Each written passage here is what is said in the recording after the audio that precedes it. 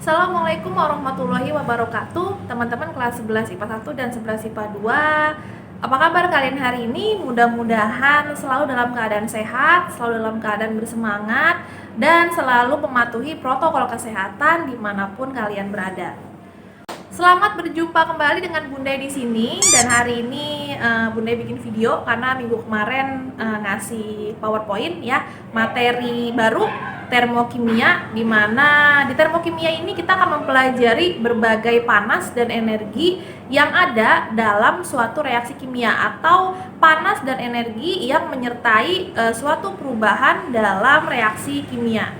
Dan minggu lalu kalian sudah membaca melalui PPT tentang apa itu lingkungan, apa itu sistem, kemudian reaksi endoterm, eksoterm, dan reaksi ini sudah dipelajarin di SMP.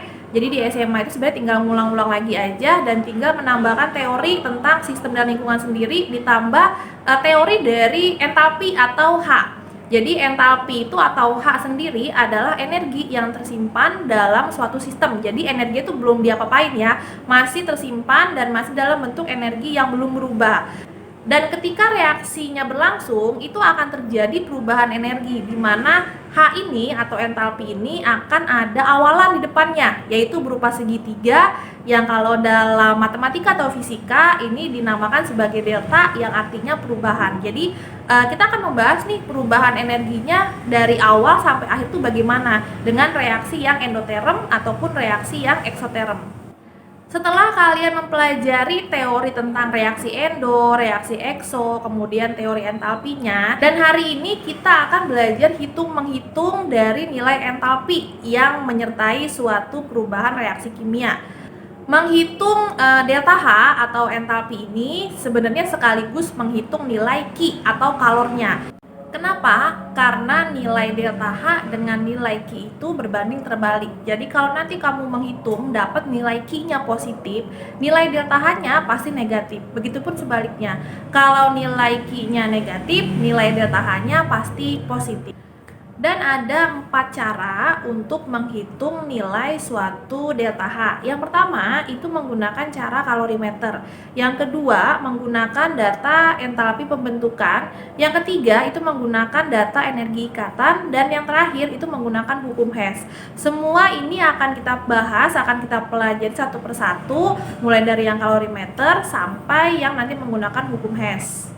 Langsung aja, biar tidak membuang-buang waktu, kita akan bahas dari cara yang pertama, yaitu menggunakan kalorimeter. Nah, kalorimeter sendiri itu sebenarnya sebuah alat yang dia bentuknya kayak mug atau gelas cangkir ya, dan ada tutupnya. Nanti tutupnya itu ada bolong, dan itu bisa dimasukin pengaduk sama termometer. Untuk lebih jelasnya, gambarnya seperti apa, dan rumus yang bisa kita gunakan untuk menghitung delta H menggunakan kalorimeter, silakan lihat penjelasannya secara lengkap dan detail pada video berikut ini. Nah, jadi di sini ada gambar, ini dua-duanya kalorimeter. Kalau yang pertama ini adalah gambar penampang kalorimeter dari luar. Jadi bentuknya dia seperti ini ya, kayak mangkok, cuma ada yang menonjol di sini ya. Ini adalah sebenarnya batang pengaduknya, dan ini adalah nanti yang bisa kamu masukkan termometer. Nah, sebelah sini gambar yang kedua ini adalah gambar kalorimeter kalau dia ditelanjangin. Apaan tuh? Jadi ini adalah penampang dalamnya dari kalorimeter yang bisa kalian lihat bagian-bagiannya. Kita akan bahas dari yang paling luar. Ini ada yang namanya jaket. Jaket ini sebenarnya kayak pelindung si kalorimeternya sendiri.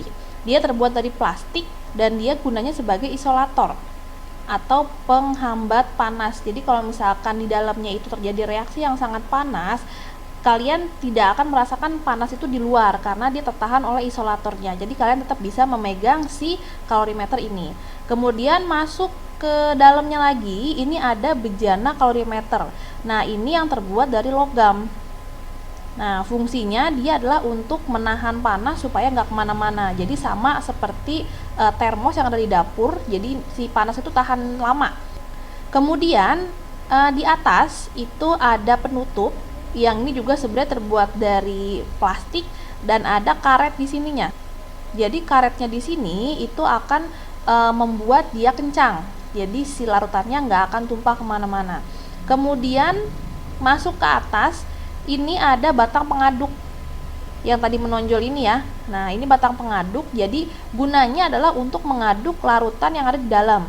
Jadi kalian tuh nggak perlu membuka si tutupnya, kalian juga nggak perlu menggoyang-goyangkan si kalorimeter ini agar si larutannya tercampur. Jadi kalian cukup mengaduknya, ini bisa diputer-puter kok mengaduknya ini. Dan yang terakhir, termometer gunanya adalah untuk mengukur perubahan suhu. Karena pasti ketika larutan itu sebelum dicampurkan dan setelah dicampurkan pasti ada perubahan suhu yang terjadi. Nah, ini tinggal dimasukin termometernya ke sini ya. Jadi ada lubang tersendiri. Nanti setelah selesai reaksinya, beberapa waktu setelah kalian campurkan, bisa kalian angkat dan kalian lihat berapa perubahan suhunya.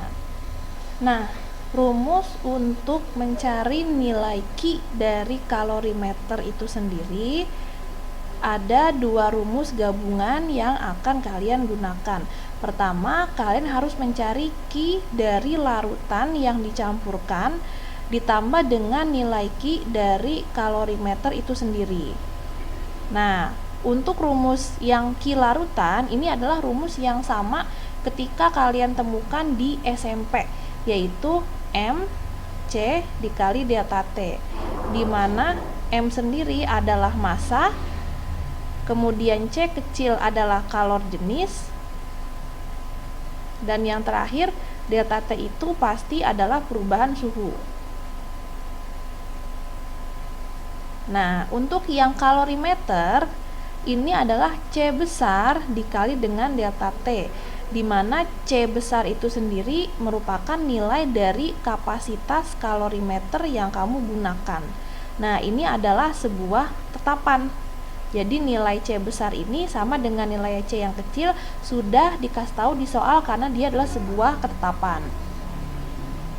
Kemudian rumus yang nanti akan kalian gunakan merupakan rumus gabungan dari Q larutan dan Q kalorimeter yang akan menjadi M C delta T ditambah dengan C besar dikali dengan delta T.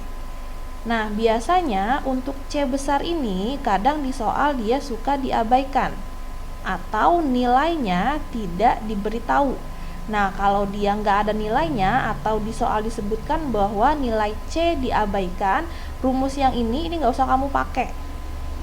Nah, maka Q-nya akan menjadi M C delta T. Dan ini adalah Q larutannya ya. Dan kalau dia menanyakan Q reaksinya, maka ini tinggal dikasih negatif saja. Maka ini akan menjadi min M C delta T. Jadi beda antara Q larutan dengan Q reaksi.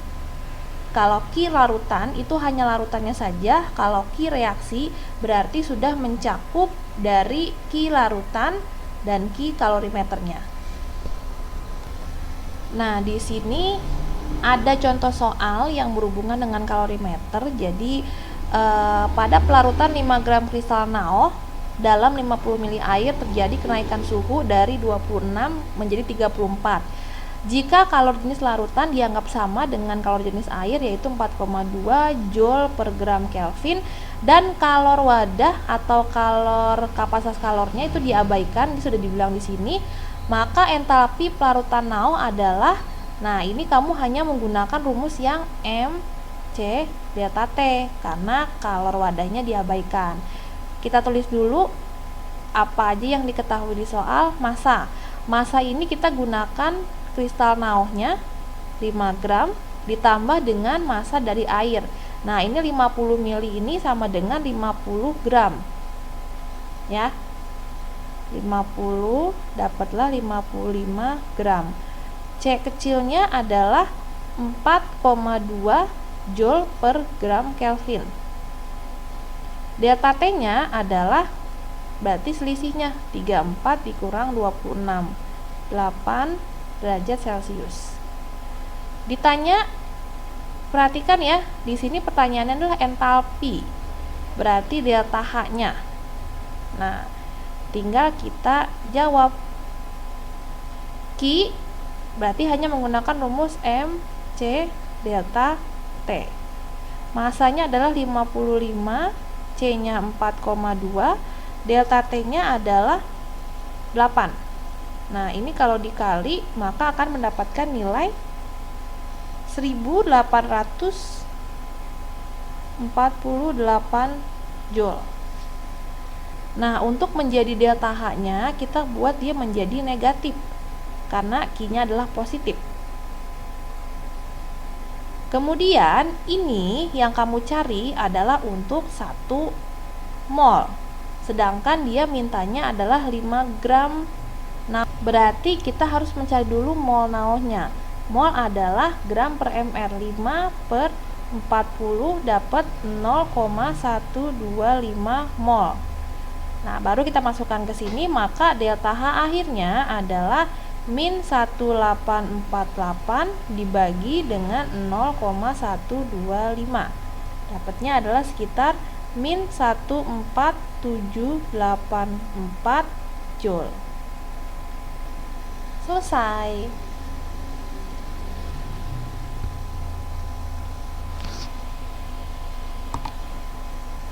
Nah, tadi itu adalah penjelasan tentang kalorimeter, mulai dari tempatnya sampai rumus yang bisa kalian gunakan, dan juga contoh soalnya. Mudah-mudahan kalian bisa paham, bisa mengerti, dan kalau misalkan memang belum paham juga silakan diulangi lagi atau bisa cari referensi di tempat lain, misalkan di buku paket kalian atau di video YouTube lainnya yang berhubungan dengan kalorimeter. Jadi sebenarnya kalorimeter ini sudah pernah dibahas juga ketika SMP, cuma sekarang di SMA ini ditambah sedikit dengan reaksi kimianya. Lanjut ke cara yang kedua, itu menggunakan data entalpi pembentukan, di mana entalpi pembentukan ini simbolnya adalah delta H, kemudian ada sedikit bulat tapi agak kecil nulis di atasnya, ditambah dengan huruf F. Jadi simbolnya adalah delta HF, kalau saya bilangnya kayak gitu ya. Dan nanti ini data delta HF ini dimiliki oleh semua senyawa, dan ini nggak perlu kalian hafal, jadi akan diketahui di soal. Kalian cukup menggunakan data ini untuk menghitung delta H akhir dari reaksi yang nanti dikasih di soal. Nah, rumusnya seperti apa? Rumusnya adalah seperti ini. Kemudian Bunda akan bahas cara mencari delta H dengan data delta HF. Misalkan Bunda punya reaksi A tambah B menjadi C, maka setiap A, B, dan C ini mereka akan memiliki yang namanya nilai delta HF. Jadi nilai ini sudah dikasih tahu di soal. Nah, kalau kalian mencari delta H total dari reaksi ini, berapa delta H-nya, maka rumus yang kalian gunakan adalah delta H sama dengan sigma dari delta HF kanan dikurang sigma dari delta HF yang sebelah kiri. Ini kanan dan yang ini kiri. Jadi harus ditotal dulu, di kanan ada berapa, di kiri ada berapa, baru kalian kurangi kanan dan kiri. Ini adalah nilai dari delta HF. Ini adalah nilai dari delta H reaksi yang akan kalian cari. Nah, untuk contoh soal dari mencari delta H menggunakan data delta HF, di sini ada reaksi di sini ada soal diketahui entalpi pembentukan gas etanol C2H5OH, gas CO2 dan gas H2O berturut-turut adalah ini 278 untuk C2H5OH-nya, ini untuk CO2 dan ini untuk H2O. Nah, dia menanyakan berapa delta H yang dihasilkan atau yang berapa delta H yang dihasilkan pada, dan dia menanyakan berapa delta H yang dihasilkan pada pembakaran 92 gram etanol dengan reaksi seperti ini. Jadi reaksinya udah ada, ini yang sebelah kanan ya. Ini yang sebelah kiri. Nah, di sini tidak ada nilai untuk delta HF dari O2. Karena memang untuk unsur bebas ya, unsur seperti ini nilai delta HF-nya adalah 0. Jadi nggak ngaruh. Nah, sekarang kita masuk ke, langsung aja kita hitung dengan menggunakan rumus. Berarti di kanan ada CO2 sebanyak 2. Jangan lupa dikalikan dengan koefisiennya. 2 dikali min 394 ditambah dengan 3 untuk H2O nya dikali dengan min 286. Kemudian yang di sebelah kiri itu ada hanya C2H5OH sebanyak 1. Jadi ini hanya tinggal min 278 saja. Sekarang kita hitung. Di sini berarti dapatnya min 788 ditambah dengan min 858. Min ketemu min plus 278. Di sini dapat min 1646 ditambah 278. Dapatnya adalah min 1368 Kj. Nah, di sini belum selesai karena dia menanyakan untuk 92 gram. Sedangkan yang kamu cari ini adalah untuk 1 mol. Karena C2H5OH-nya itu depannya 1 ya. Berarti kamu harus mencari dulu nih. Mol C2H5OH-nya yang diinginkan adalah 92 dibagi MR-nya tinggal kamu jumlahin ini, dan ini dihitung sesuai dengan jumlah C2H5OH-nya. Dapat sekitar 46. Ini kalau dibagi adalah 2 mol. Berarti nanti delta H akhirnya, karena ini untuk 1 mol ditanyakan untuk 2 mol, tinggal kamu kalikan saja. Min 1368 dikali dengan 2. Dapatnya adalah min 2736 Kj. Nah, kenapa di pilihannya ini tidak ada tanda negatifnya? Karena di soal sudah dikatakan bahwa ini dihasilkan. Kalau dihasilkan itu pasti tandanya negatif.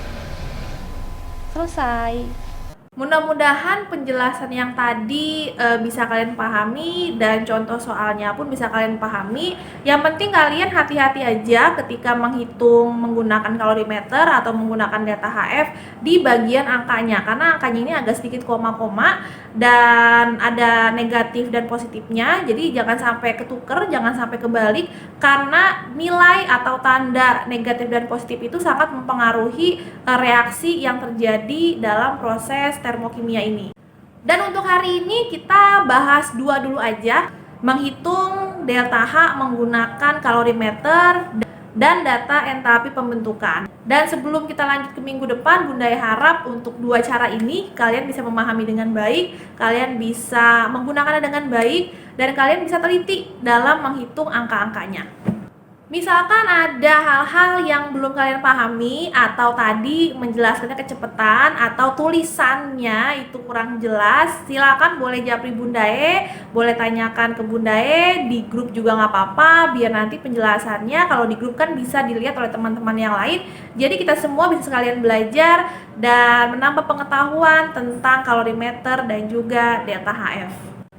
Dan terima kasih untuk waktunya hari ini.